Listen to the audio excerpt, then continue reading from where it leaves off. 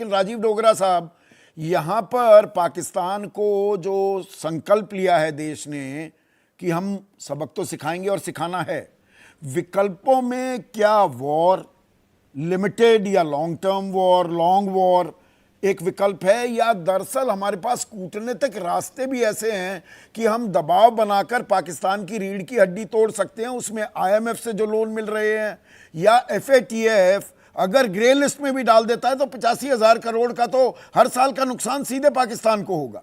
हमारे विकल्प क्या हमें तलाशने चाहिए आज की तारीख में? देखिए, जहाँ तक वॉर का या लिमिटेड वॉर का सवाल है, वो तो आपके जो डिफेंस एक्सपर्ट्स हैं पैनल में वो ज़्यादा बेहतर बता पाएंगे।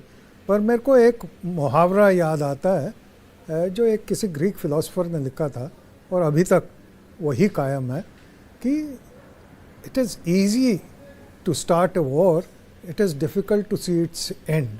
तो मतलब युद्ध शुरू करना तो आसान है, पर युद्ध का अंत क्या होगा ये कहना मुश्किल है। सो इसमें मैं नहीं कोई अपनी ओपिनियन देना चाहता, वो ठीक नहीं होगी। पर आपने जो दो बातें कही, एक तो जो अपना BSF का जवान है इतने दिनों से पाकिस्तान के कब्ज़े में है, हमको उसके लिए आवाज़ भरपूर उठानी चाहिए, क्योंकि हमारी जो एग्रीमेंट है पाकिस्तान के साथ वो उसके मुताबिक 2 दिन के अंदर उसको वापस कर देना चाहिए था। तो जब तक हम प्रेशर नहीं डालेंगे, वो बेचारा तो उसकी वही हालत हो जाएगी जो कमांडर यादव की हुई है ना, जो वेजिटेबल स्टेट में है। तो उसको वापस बुलाना चाहिए। दूसरा, आपने ठीक कहा कि अभी तक ये जो आतंकी हैं हमारी पकड़ में क्यों नहीं आए, इसमें देश में काफ़ी रंज है।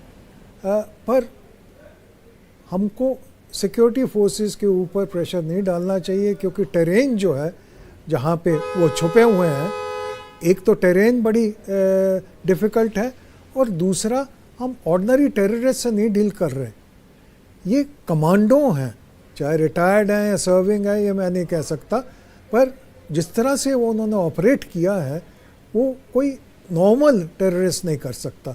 तो इसलिए सिक्योरिटी फोर्सेस को नहीं, फिर मुश्किल भी हो राजीव रही है। जी, पर देखिए सरकार जो दावे कर रही है कि इलेक्ट्रॉनिक हमारे पास डेटा है, हमारे पास डिजिटल फुटप्रिंट्स हैं, ये अपने आतंकी आकाओं POK में बैठे हुए थे, उनके साथ लगातार संपर्क साधे हुए थे, मतलब सर्वेलेंस हमारे रडार में थे, सुरक्षा के रडार में, तो फिर वो कहाँ छिप गए?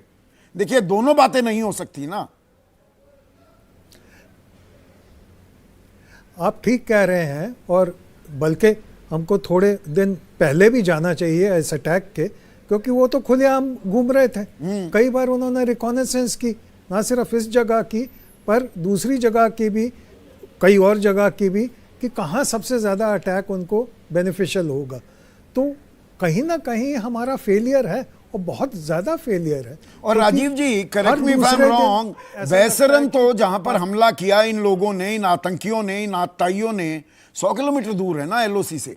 ऐसा भी नहीं है कि आप बिल्कुल LOC भाई 1-2 किलोमीटर 5 किलोमीटर का रास्ता है कि भाई छिप छिपा के आप निकल गए और वापस अपने सुरक्षित स्थान पर पहुंच गए। 100 किलोमीटर दूर हो भाई आप, तो हमारे सुरक्षाकर्मी क्या कर रहे हैं? आप ठीक कह रहे हैं कि 100 किलोमीटर दूर है, तो वो कम से कम 100 दिन से तो रहे होंगे हमारी ज़मीन पर। 100 दिन क्या, हो सकता महीनों से रहे होंगे।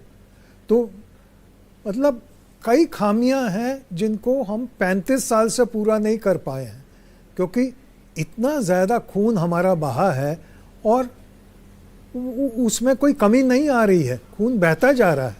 तो कभी ना कभी तो हमको सोचना पड़ेगा कि ये हमारे साथ क्यों हो रहा है। और कोई देश होता, अब देखिए कुछ महीने पहले फ्रांस में, बेल्जियम वगैरह में ऐसे इंसिडेंट हुए थे, कोई कार से मूव डाउन कर दिया, कुछ टेरर इंसिडेंट हुए, तो उन्होंने इतना स्ट्रिक्ट एक्शन लिया, उसके बाद ये सुनाई नहीं देता।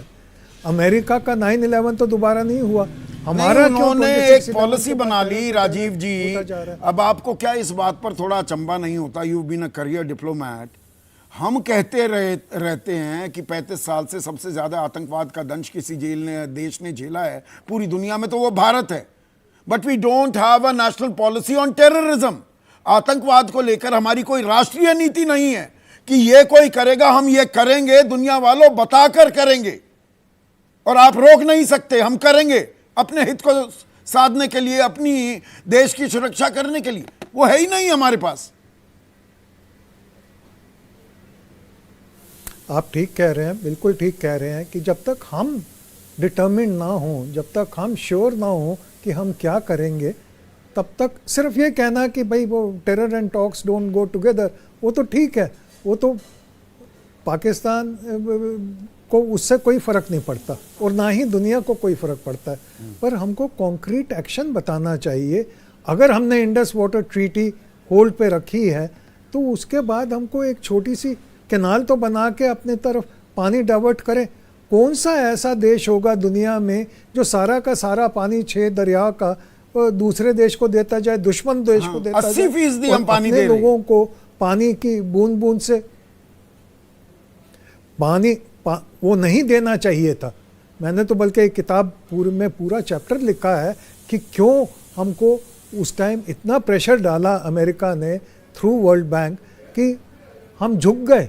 जो दुनिया के इतिहास में ऐसी कोई ट्रीटी नहीं है जो इंडस वाटर ट्रीटी है। और अपना देखिए, पंजाब और हरियाणा में झगड़ा हो रहा है कि पानी पानी की बूंद मिल जाए। दिल्ली की यमुना देखिए, वहाँ एक बूंद भी पानी नहीं मिलता। तो हम अपने लोगों का ख्याल करें। और कब से हम कह रहे हैं कि Indus water treaty is unfair. तो 1960 से लेके आज तक हमने एक कैनाल नहीं बनाई।